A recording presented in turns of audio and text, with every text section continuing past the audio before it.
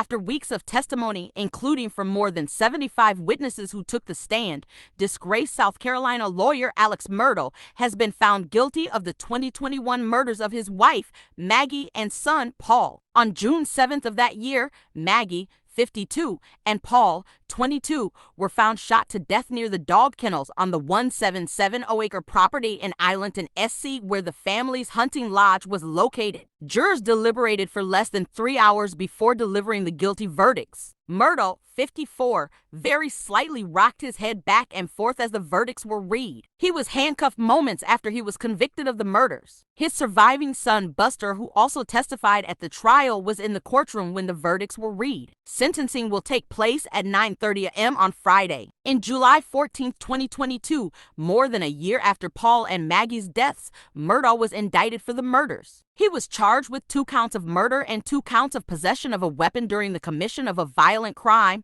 and was convicted on all charges on Thursday evening. Murdaugh's murder trial began on January 23, 2023. During the sensational trial that lasted for nearly 6 weeks, a cell phone video Paul sent to his friends on the night of the murders was shown to the jury. The video, which was taken near the dog kennels on the Islington property, featured the voices of Paul, Maggie, and Murdaugh. Murdaugh had initially denied being near the dog kennels on the night of the murders, but when he was testifying in his own defense, he admitted to lying about his whereabouts that evening. "I lied about being down there, and I'm so sorry that I did," Murdaugh testified. However, Murdaugh denied killing Maggie and Paul, whom he frequently called Mags and Paul during his testimony. "I could never intentionally do anything to hurt either one of them," he said on the stand. "Not ever." He testified that the reason he lied about where he was that evening was because of the paranoia he claims he was experiencing due to his drug addiction at the time. "As my addiction evolved over time, I would get in these situations or circumstances where I would get paranoid,"